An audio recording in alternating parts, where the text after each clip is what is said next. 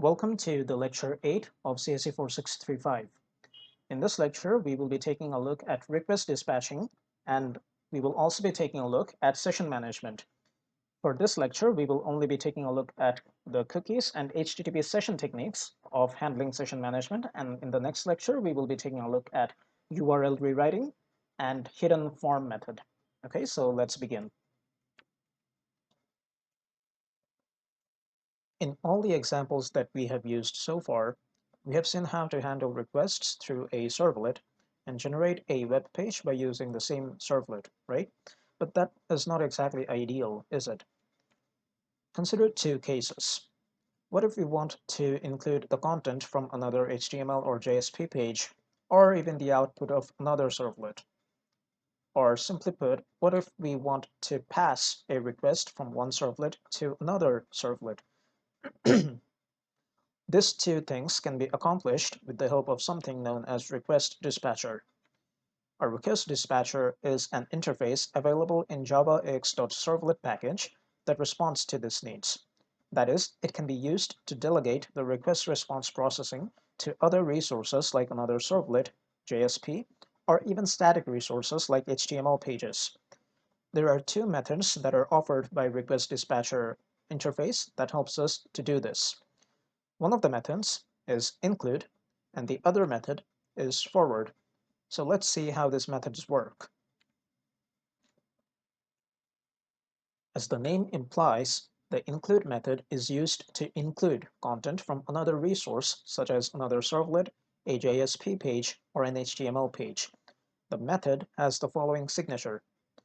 We have our include method name, and inside our include method, we will be passing the request object and the response object. Okay, and this method will be throwing two exceptions, servlet exception and IO exception. In case of the forward method is used to forward a request from one servlet to another. The original servlet can perform some initial tasks on the servlet request object before forwarding it. The signature of the forward method is essentially the same as the include method, just the name is different. Now, when we imagine we have two servlets, servlet 1 and servlet 2. Now, if we are using the include method from servlet 1, what we want to do is we want to include the content that is generated by servlet 2, right? So in that case, what will happen is if any output is created by servlet 1, at first that output will be shown, and after that output has been shown, that the output generated by second servlet will be appended to the output of the first servlet. Okay, so that is how the include method works. But in case of the forward method, even if the servlet 1 produces any output, it will not be shown to the client. Instead, the client will only be shown any output that is generated by the second servlet. Okay? Now, you might be wondering why we are passing this request and response objects inside our include method or our forward method. Well, the answer is very simple.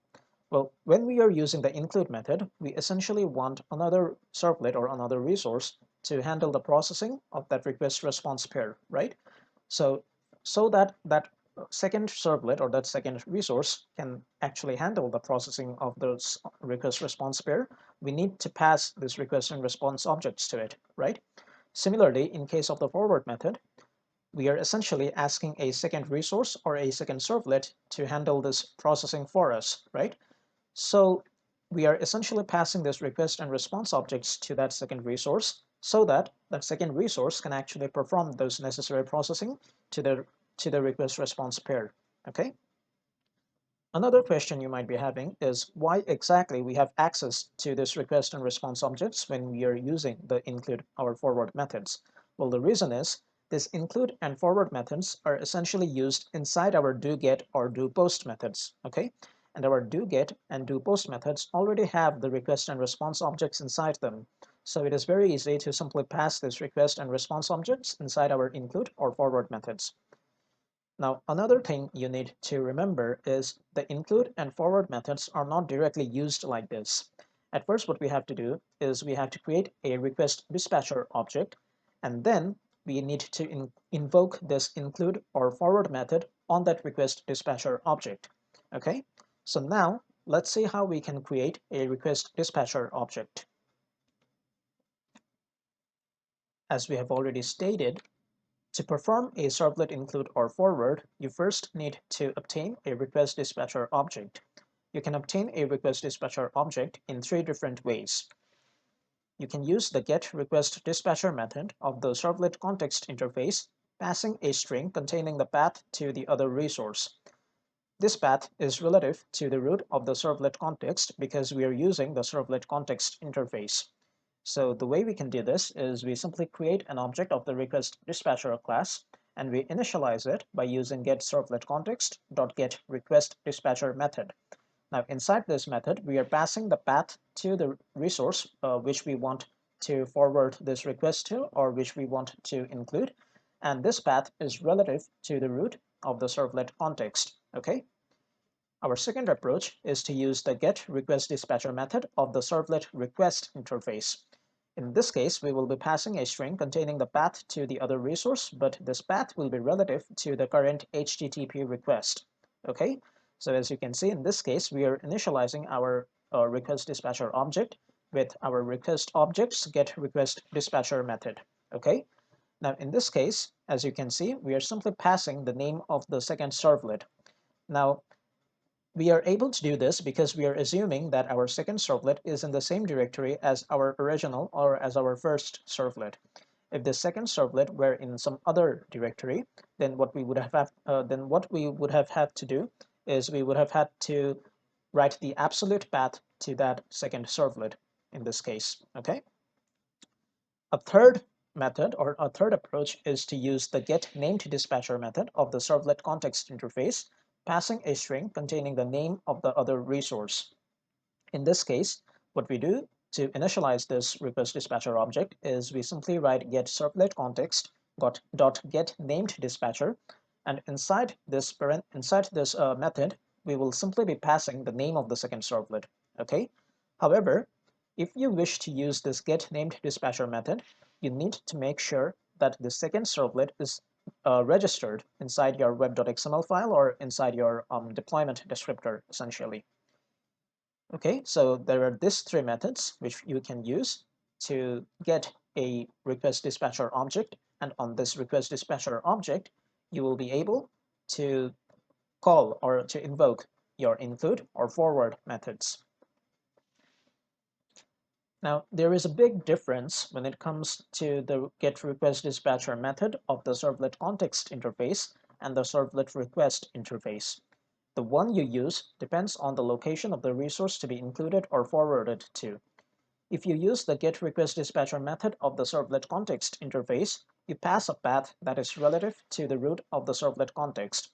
On the other hand, if you use the getRequestDispatcher method of the servlet request interface, you pass a path that is relative to the current HTTP request. Just be careful of this information whenever you are trying to pass or whenever you are trying to create a RequestDispatcher object, because most programmers tend to make mistakes whenever they are creating this RequestDispatcher object. Okay. If we want to perform a servlet include or forward on a static resource like an HTML page or even a JSP page, the process is basically the same as it is for servlets. Only this time, you write the name of the static resource you want to include or forward to. So in this case, we are creating a RequestDispatcher object and initializing it with servlet request interfaces getRequestDispatcher method. And inside this method, we are simply writing the name of the HTML page that we want to include or that we want our request to forward to. So in this way, we can create a RequestDispatcher object that will be used to include or forward our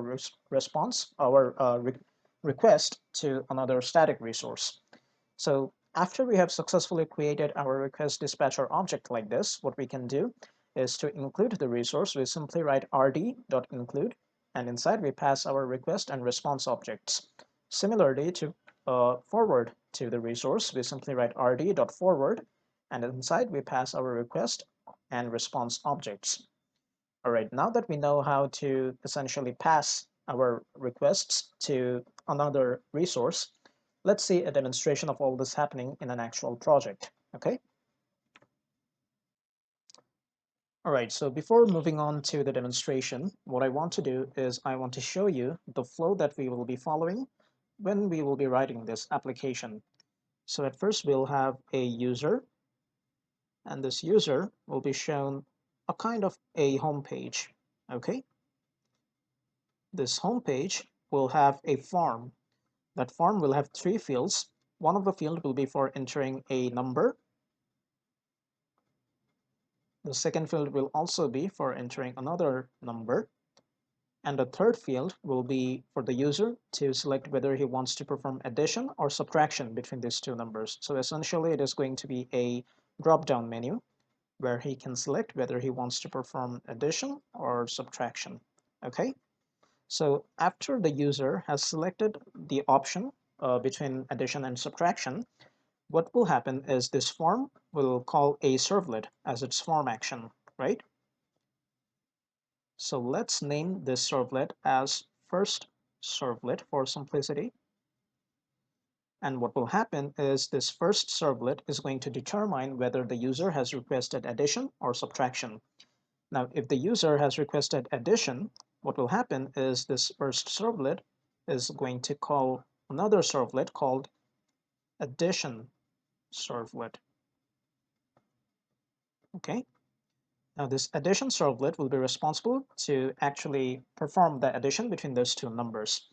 And on the other hand, if the user has requested a subtraction operation, then what will happen is this first servlet will call another servlet called subtraction servlet. Okay, and the subtraction servlet will be responsible to perform subtraction between those two numbers. Now, for demonstration purposes, we will be using the servlet context interface for calling the get request dispatcher method for the addition servlet context interface. And for the subtraction servlet, we will be using our regular request dispatcher methods from the servlet request interface. So this will be using servlet request interface. All right, so now that we understand the flow of the application that we will be writing, let's get to coding. All right, so for this demonstration, I have created a new project called AddSub, and I have configured it to run under a Tomcat server. If you don't remember how to configure your IntelliJ to run a web application under a Tomcat server, then I suggest you watch one of my previous lectures where I guide you through the whole setup process if you want to use IntelliJ and Tomcat to run a web application. All right, so as you can see right now, the project is pretty bare bones. We don't really have anything here. So the first thing that we're going to do is we are going to create that home page that we talked about. Okay, so under this web app directory, we will be creating an HTML page, and we will simply give it the name home page. Okay, all right, so we have our home page here. Now what we will do is we will create a form here. So at first, let's create an h1 tag to show what we want to do. Select the option you prefer. And after that, we will be creating a form tag or a form element. And we will give it the action first servlet, which we will be creating later on. And method will be get. Okay. All right. Now this form will have three fields, if you remember. One of the fields is going to be for the first number, type equals to text, name equals to, let's just give it number 1. The second one will be for another number, so input type equals to text, name equals to number 2. Next, what we will do is we will create a drop-down menu for the user to select whether he wants to perform addition or subtraction. So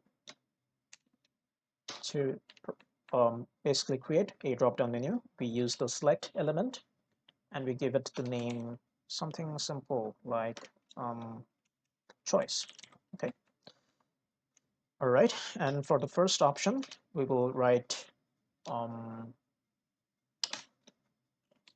name equals. All right, we don't exactly have to use the name field here. We simply give it a value add, and we give it the name addition.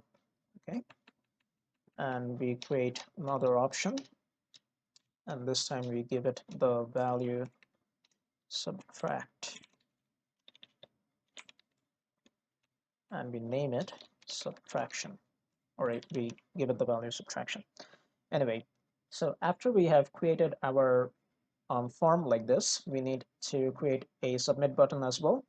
So that's what we are going to do now. The type equals to submit, and let's give it the value calculate. Okay. All right, so our home page is ready. Now we need to tell our application that this is the home page that should be loaded whenever the user first loads our website. So inside our web.xml file, we will add a welcome file list element, and inside this welcome file list element, we will have another sub element called welcome file, and here we will write the URL pattern for our home page. So we'll simply write /homepage.html. Now, whenever the user will open this application for the first time, this is the page that he will be seeing. So let's see if that works.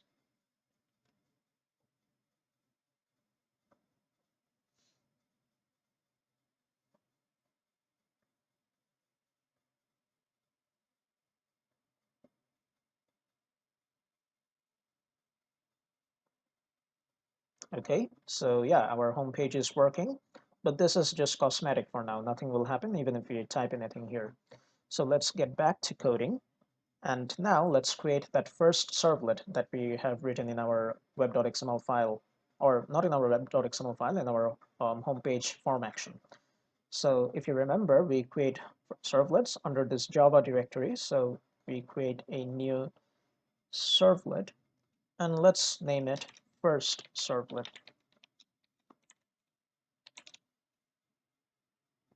Okay.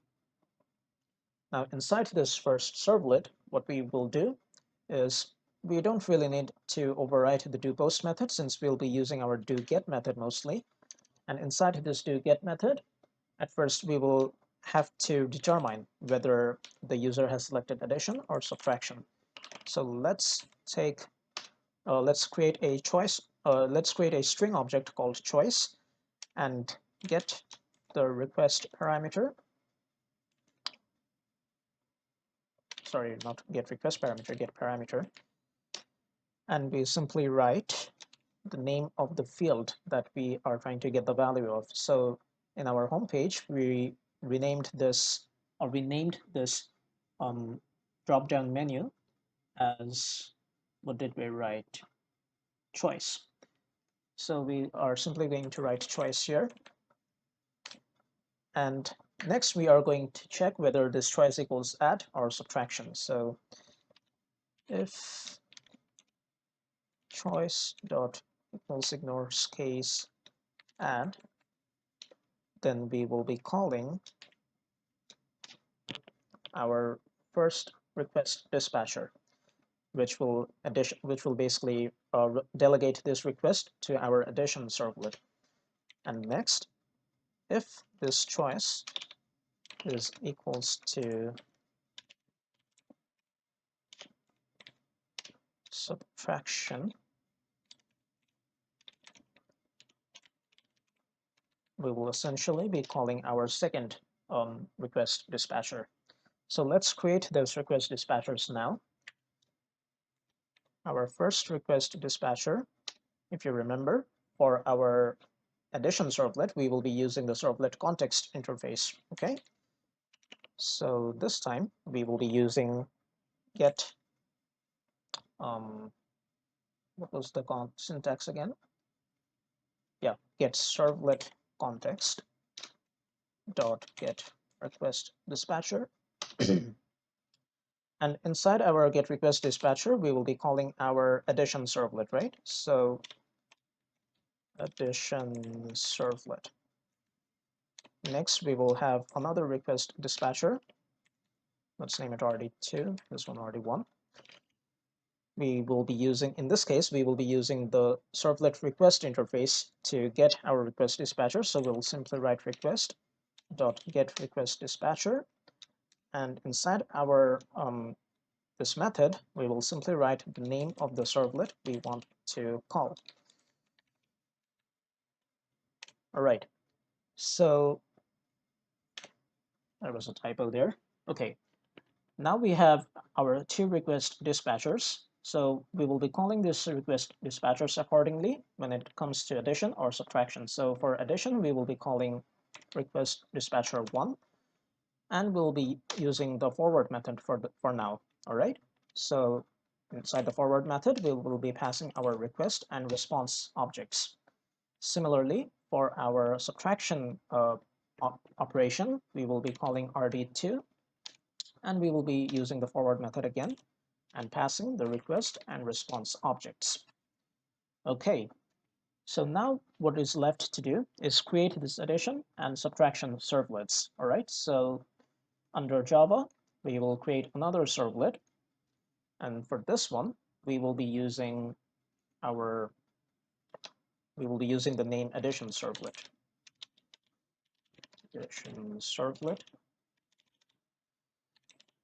And for this demonstration, we will not be using annotations. We will be using the web.xml file for essentially registering our servlets. Okay, so I think I will have to do it for the homepage.html as well.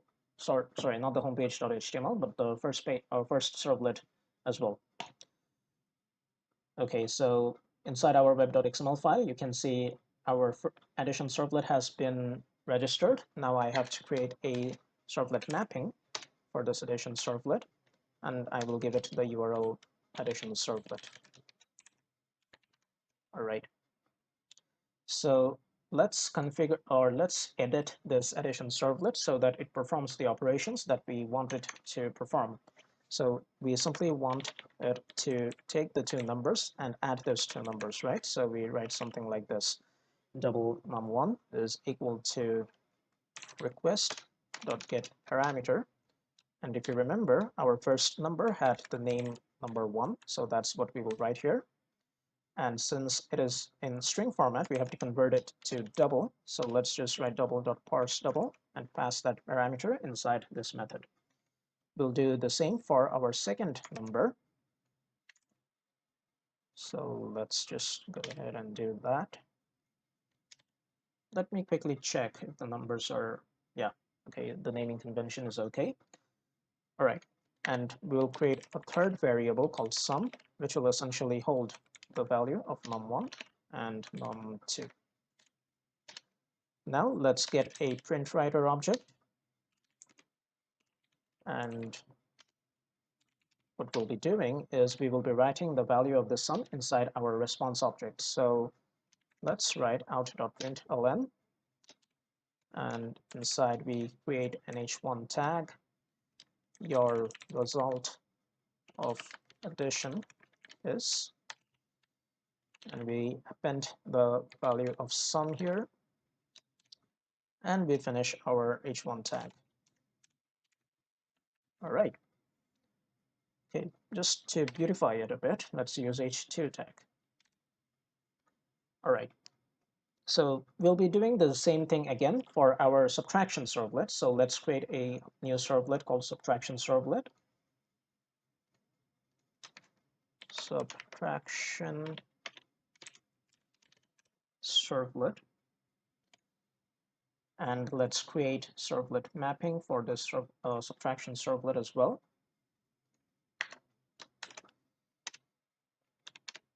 And give it the URL subtraction servlet. All right. So we have created our addition servlet. Now we will be editing our subtraction servlet. So essentially the whole process is going to be similar. So let me just copy paste it inside our subtraction servlet.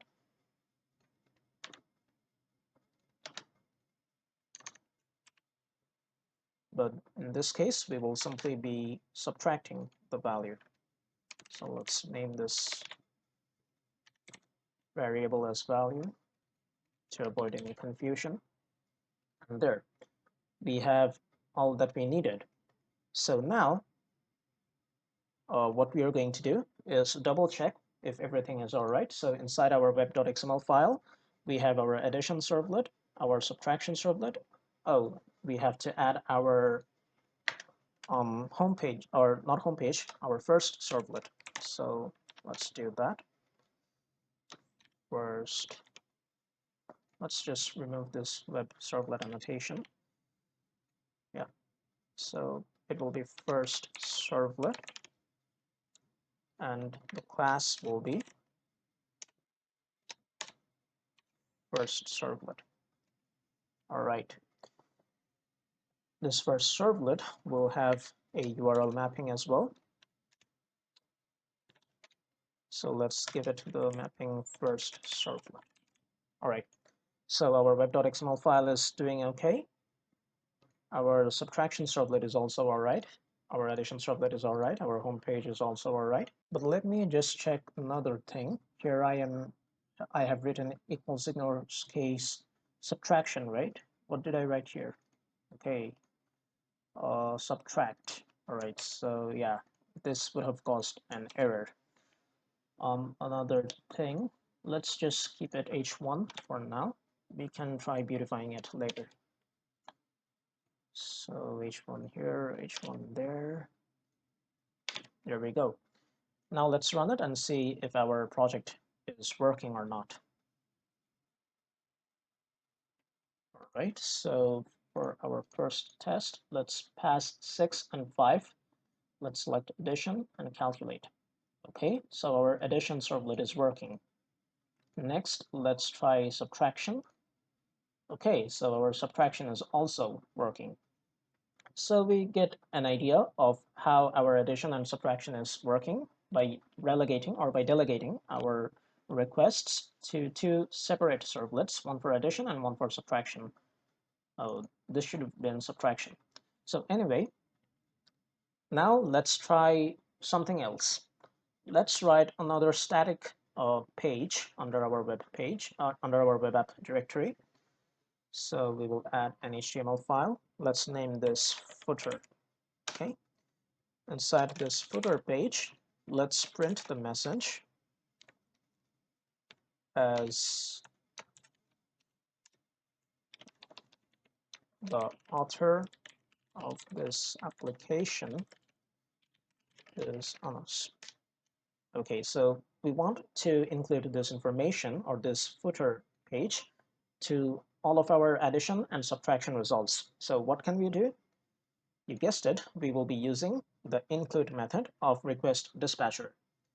So after we are done performing addition on this two numbers, we will be calling a RequestDispatcher object. So let's just create that object for now. We'll be using the Servlet request interface to get the RequestDispatcher. And here we'll pass the name footer.html. Okay, we'll do the same thing for our subtraction servlet as well. And we'll do rd.include and not forward. Write rd.include, and again we'll be passing our request and response objects. Same thing for our addition servlet. Request response. And while we're here, let's change this addition name to subtraction. There. Now let's rerun our project and check what is happening now.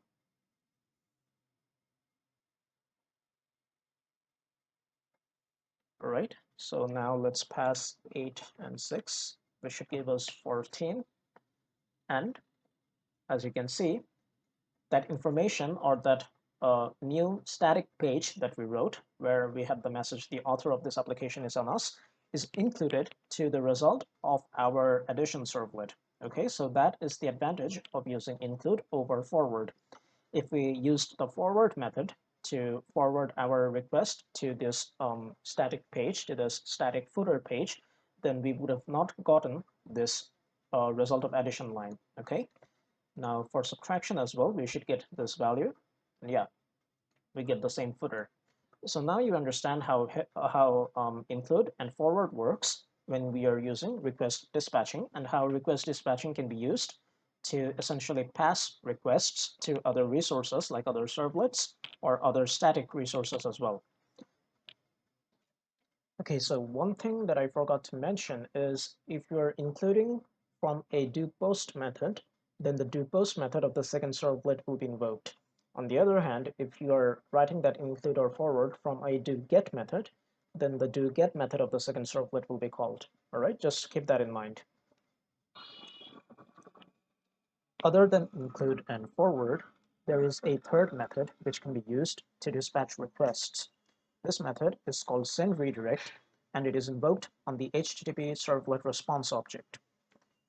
The syntax for writing the sendRedirect method is as follows. You simply write response.sendRedirect, and inside the method, you pass the name of the resource to which you want to redirect your request. Okay? Now, both the sendRedirect and the forward methods bring the user to a new resource. However, there is a fundamental difference between the two. The sendRedirect method works by sending a status code that tells the browser to request another URL. This means that there is always a round trip to the client side. Additionally, the previous HTTP servlet request object is lost. So to pass any information between the original servlet and the next request, you normally pass the information as a query string appended to the destination URL. In case of the forward method, the forward method redirects the request without the help from the client's browser. So in this case, both the HTTP servlet request and HTTP servlet response objects are passed to the new resource without any change. Now we will be talking about one of the most important topics when it comes to any kind of web application development, and that is session management. We know that HTTP is a stateless protocol, but it allows stateful sessions. Even though all requests and responses are independent, sometimes we need to keep track of our client's activity across multiple requests. Session management is a mechanism used by the web container to store session information for a particular user. There are 4 different techniques used by servlet application for session management. One of the techniques is the use of cookies. Another technique is the use of HttpSession. We have the URL rewriting method, and finally, we have the hidden form field method. So let's take a look at each of them and understand how they work.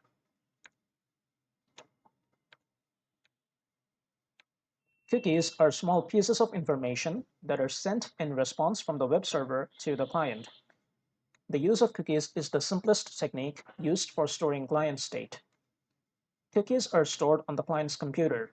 They have a lifespan and are destroyed by the client browser automatically at the end of that lifespan. Using cookies for storing client state has one shortcoming. If the client has turned off cookie saving settings in his browser, then the client state can never be saved because the browser will not allow the application to store cookies. In that case, we need to use other alternatives, which we will be taking a look at later. For creating a cookie, all we have to do is we have to create an object of the cookie class and initialize it with a key and value pair. If we want to add more key value pairs to the cookie, all we have to do is we have to write the name of the cookie that we have just created and use the setValue method. And inside that method, we pass the new key and value pair. We use the cookiename.setMaxAge method to essentially define for how long that cookie is to remain alive. After this time has run out, the client browser will automatically delete the cookie from the browser side. Finally, after we have created and set up our cookie like this, we have to add this cookie to our HTTP response object. So we simply write response.addCookie, and inside the method, we pass the name of the cookie that we have just created. Our next method of session management is by the use of HttpSession class. In this case, what happens is on client's first request, the web container generates a unique session ID and gives it back to the client with a response. This is a temporary session created by the web container. The client sends back the session ID with each request, making it easier for the web container to identify where the request is coming from. The web container uses this ID, finds the matching session with the ID, and associates the session with the request. Under the HTTP Servlet request class or interface, we have a method called getSession, which is essentially used to create a new session for that request. Now, when we use the getSession method, it creates the new HTTP session object and also adds a cookie to the response object with the key name JSessionID and the value as the session ID. So in this case, what happens is essentially we are creating a cookie with the key name as JSessionID and the value of that key as the value of the session ID. Okay. This cookie is used to identify the HTTP session object in further requests from the client.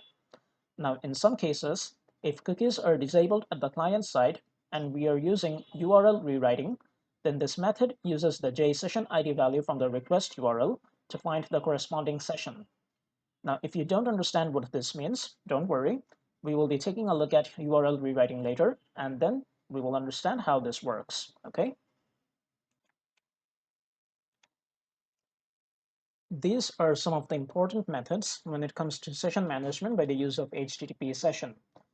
The getSession method is used to create a new session, and in this case, if a session already exists, then this method will return the previous session.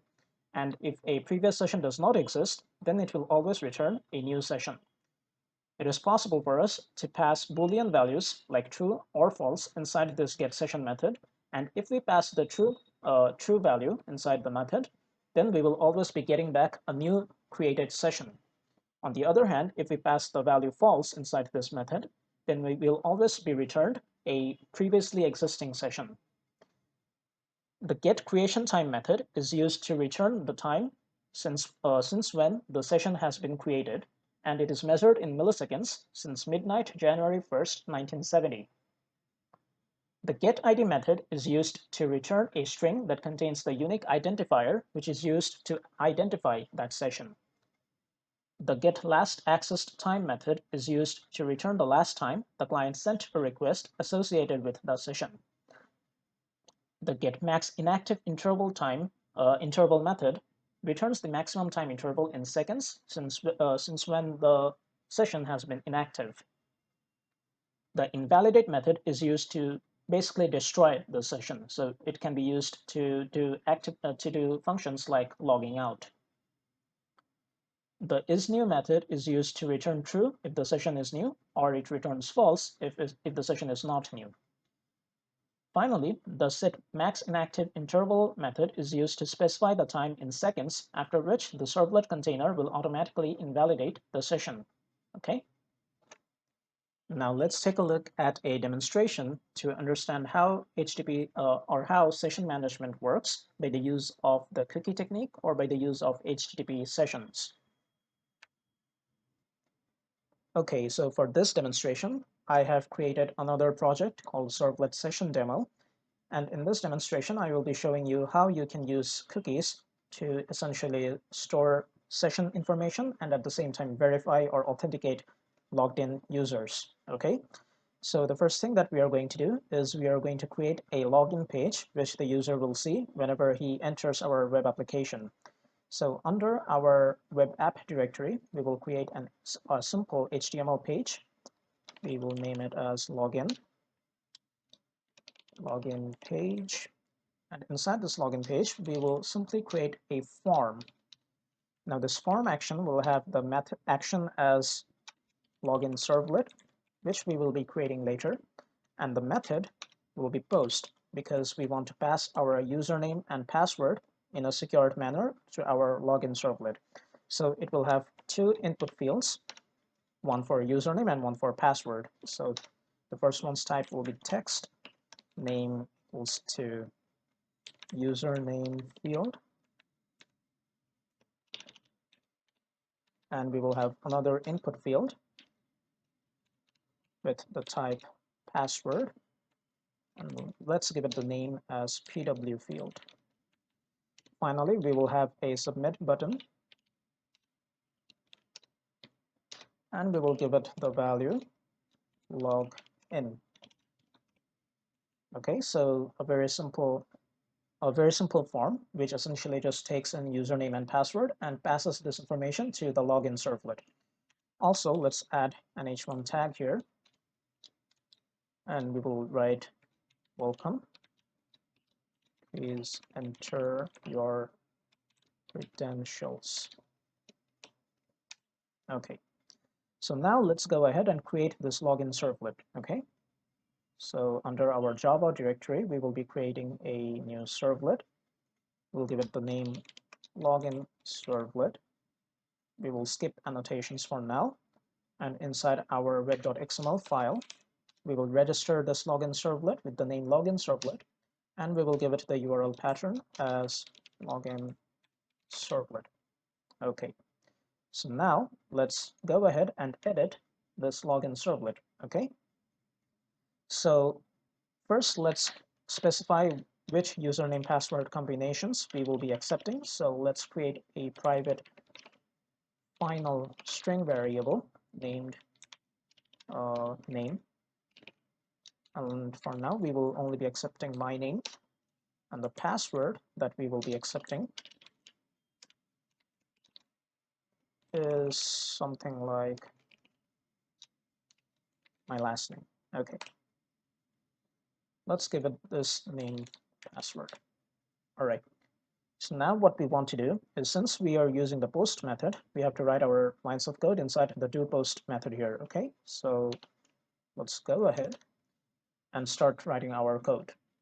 So now first what we want to do is we want to extract the value of the username and password fields from our form. So we will simply create string username equals to request.get parameter, and inside here we will pass the name username field.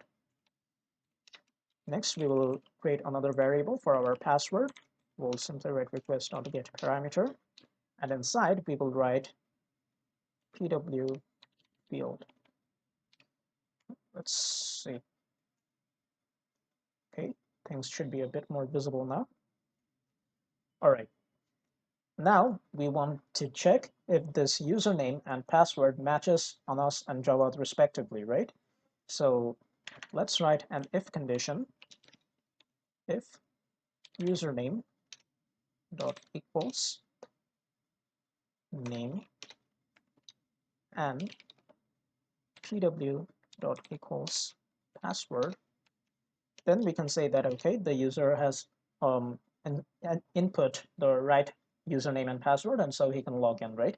So what we want to do here is we want to start writing a cookie and store this user information inside that cookie. So the way to create a cookie is very simple.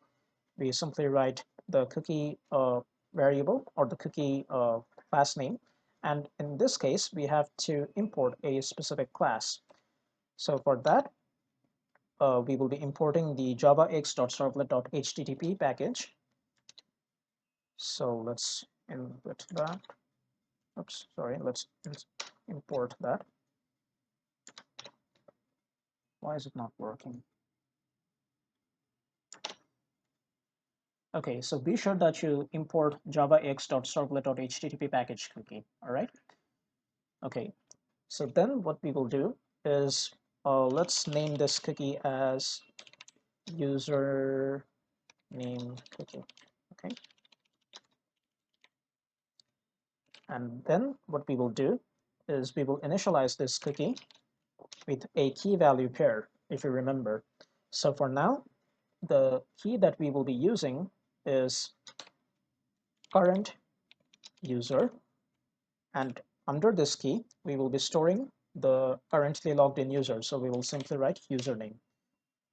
Okay, next what we want to do is let's add a timer to this cookie so that it automatically runs out after a certain interval. So suppose we want to essentially delete this cookie after 30 minutes, so we can write something like 30 times 60, which is 1800 seconds. And then what we will do is we will have to set this cookie to our response. Sorry, not set cookie, but add cookie. So we will simply pass our username cookie inside our response objects at cookie method. All right, so we have successfully created our cookie here. Now what we want to do is we want to check or we want to redirect our user to another page to essentially show him or to essentially notify him that he has successfully logged in. So for that, what we will do is we will create another servlet. Let's name this servlet as login successful. Okay. And we have this login successful servlet registered inside our web.xml file. Now we will be creating the necessary mapping for that servlet. So we will simply give it the URL mapping as login successful. All right. So after we have successfully written this, what we want to do is we want to redirect the user to the login successful page, right? So we can simply create a request dispatcher object equals to request.getRequestDispatcher, and we will be passing we will be redirecting the user to our login successful servlet. So let's write that, and there, the user will automatically be redirected to the login successful page if he has successfully entered the right username and password combination. So now, inside our login successful page, we need to perform some kind of authentication again to essentially verify that the user has entered the right username or essentially verify that the user has correctly logged in. Okay. So for that, again, we will be writing our code inside the doPost method. So first, what we will do is we will create a cookie array, right? And inside this cookies array, we will get the value from our request object. So in this case, we are creating an array of cookies because we know that it is possible to set multiple cookies inside the request object, right? So for that reason, essentially, we are using a cookies array instead of a single cookie variable. Next, what we will do is we need to verify if this cookies variable is valid or not. Also, we want to check what is the name of the currently logged in user, right? So for that, we will create a string user variable, and we will essentially be storing the name of the currently logged in user inside this variable. Okay. So for now, let's check whether this cookies array is valid or not. For that, what we can do is we can simply write a if condition and check if this cookies is equal to null. If it is equal to null, then we can successfully, or we can safely say that the user has not logged in, or the user has made some mistake while inserting his credentials. And so we will simply redirect him to our login page again. All right. And if the cookies is not null, then we can assume that, all right, a user has successfully logged in. So let's check which user has logged in to our system for now. So for that, we have to check all the variables inside our cookies array and check which of this variable has the keyword as current user. So for that, what we can do is we can simply write, or we can simply create a for loop for cookie. Okay. And inside this for loop, we will be checking each of the variables inside the cookies array for the current user key, right? So if cookie dot get name dot equals current user, then what we will do is we will store the value stored under this current user key inside our user string variable. So we will simply write user is equal to cookie dot get value, and there.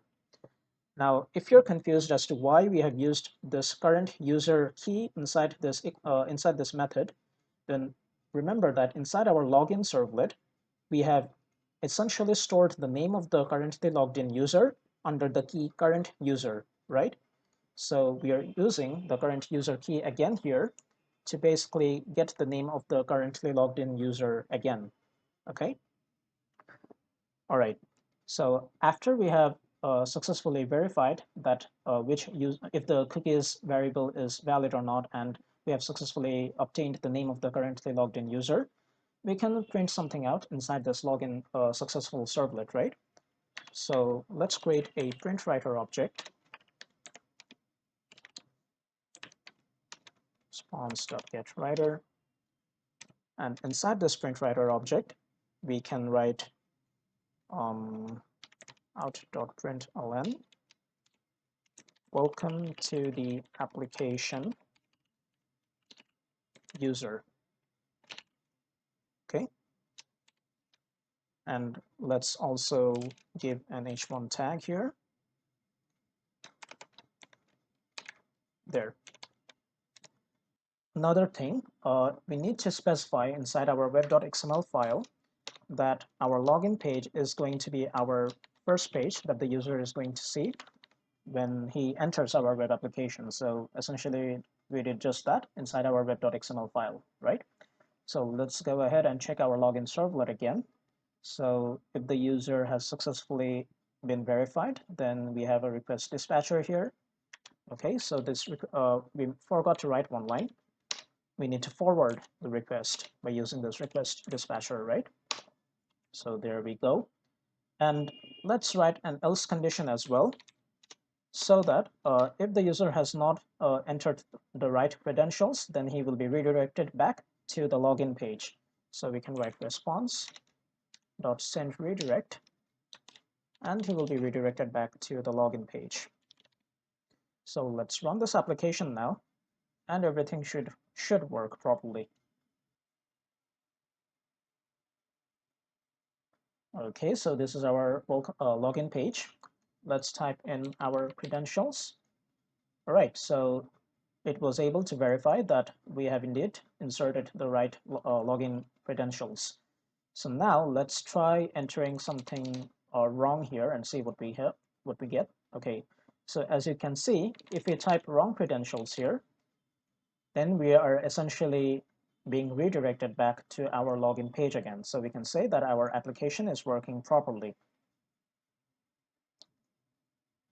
All right, now let's add a logout button to this login successful page so that the user can log out from this application. Okay, so we will be using our print writer object again to create a form or an HTML form here. Okay, this form is going to have the method as post,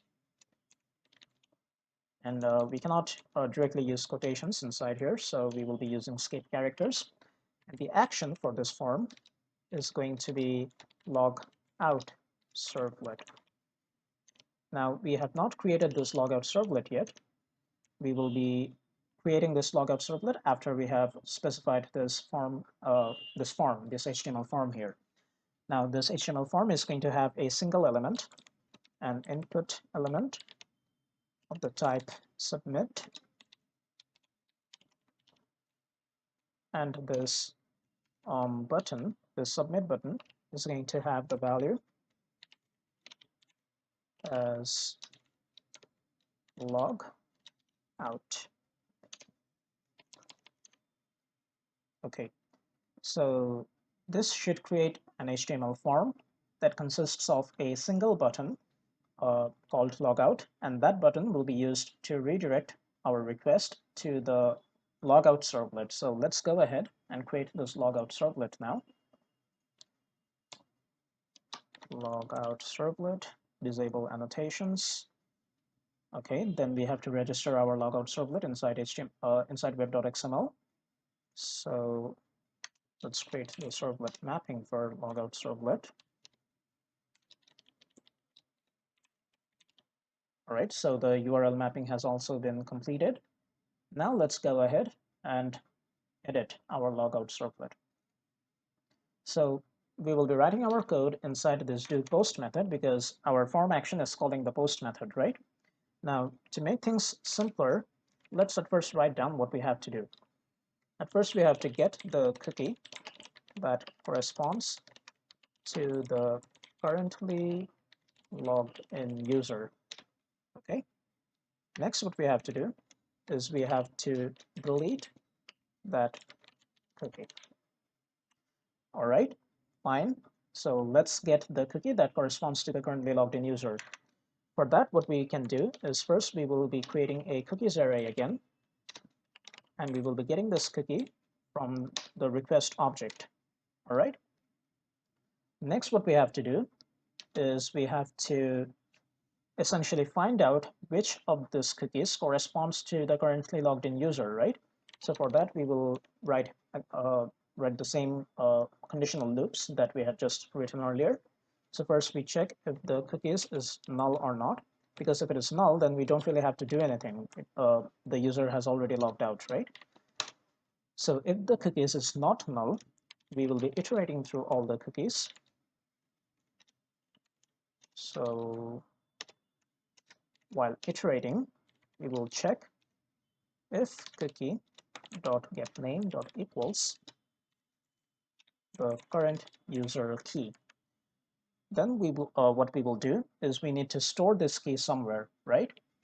So let's create another cookie variable here and name it as current user cookie. All right. And if we get the cookie for the current user, what we will do is we will essentially store that cookie inside our current user cookie. Okay. All right. So after we have successfully got the currently logged in user inside this cookie, we have finished our step one. That is, we have gotten the cookie that corresponds to the currently logged in user. Our next step is to delete that cookie, right? So for that, what we have to do is, since there is no specific method to delete a cookie, what we can do is we can set the timer for this cookie as 0 seconds. Then what will happen is after this code is executed, that cookie will automatically be deleted from the client side because its timer has run out. So what we can do is something like this. If current user cookie is not equal to null, again, we are checking if it is null or not, because if it is null, then we don't have to do anything on our own. So if it is not null, then all we have to do is we have to set the current user cookie dot set max age to 0, and we have to essentially add this cookie to our response object. Okay, so after that, automatically our user will be logged out from the system. So then what we can do is we can basically redirect him to our login page again, right? Login.html. All right, now let's go back to our login successful page and see if anything needs to be done here. Okay, so the user will press on the logout button here. It will be redirected to the logout servlet. We will get the current user cookie from this loop, and then we will set the timer and add that cookie to the response object. Okay, so everything is looking all right. Let's run this code and see if the logout function works properly.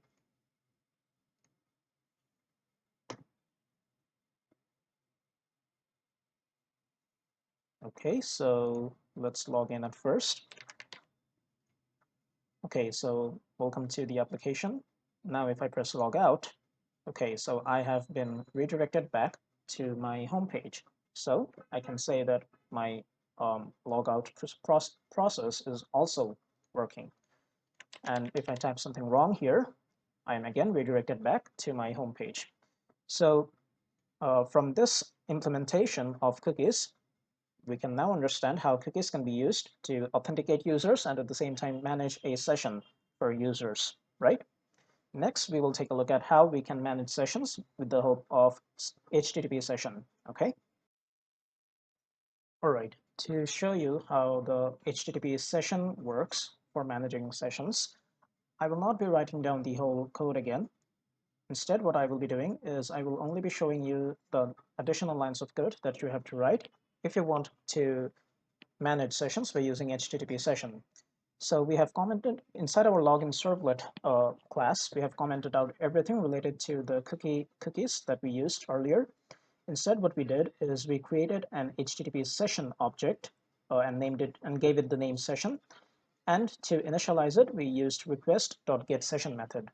Now, if you remember, this getSession method will always return a new session if an old session does not exist.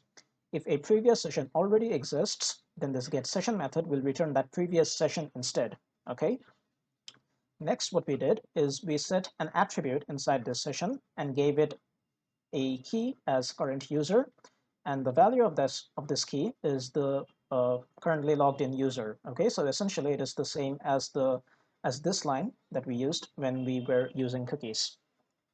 Next, for this max inactive interval, we set it as 30 times 60, that is 1800 seconds again, which is essentially the same as this cookie line here. Okay. The only difference when it comes to HTTP session and cookies is that we do not have to add this session to our response object like we had to for the cookie here. Okay. So after we have written down this lines of code inside our login servlet, next we have to do something inside our login successful servlet as well, right? So again, we have commented out everything related to cookies. Now, to verify whether the currently logged in user is valid or not, what we did is we, inside our if condition, we wrote something like this: session.get attribute, and we are checking the value of the current user key inside our session. Now, if it is null, then we can already understand that the user has not successfully logged in, and we can redirect him to our login page. On the other hand, if the current user is not null, then what we are doing is we are getting the value of the name of the current user. Okay, and the way we can do that is by writing session.get attribute, and inside this method we are essentially passing the name of the key, and we are converting it to a string value because we are storing this value inside our string user variable.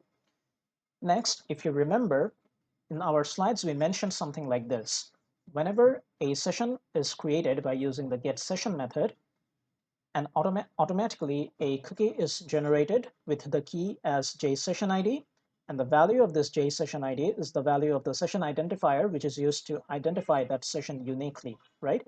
So for demonstration purposes, we are trying to access the value of that JSessionID. So first we are getting the okay, this lines can be commented. We do not really need this lines of code.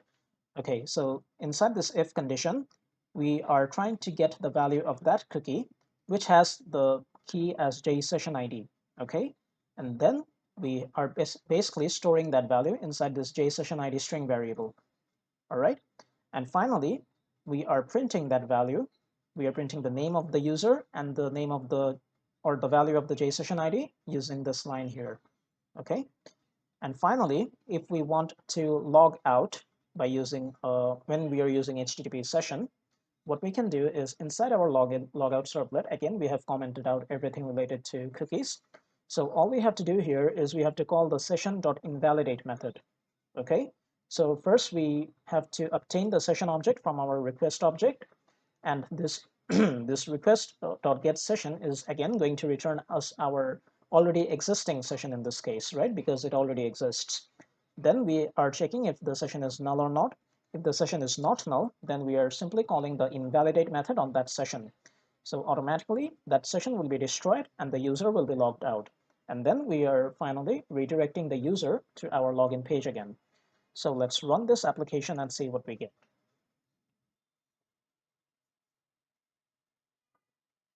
Okay, so let's log in. All right, so as you can see, I have been logged in, and automatically a session ID has been generated, which will be used to uniquely identify the session that I am using here. So if I log out, then you can see that I am successfully logged out. Now, to actually show you that my logout is working, what I will do is I will try to use the login servlet page directly from here without trying to log in. And let's see if we actually get to that page. Okay, so as you can see, we do not actually get to that page because we have not logged in. So yeah, that is how you can manage sessions by using HttpSession or by using cookies.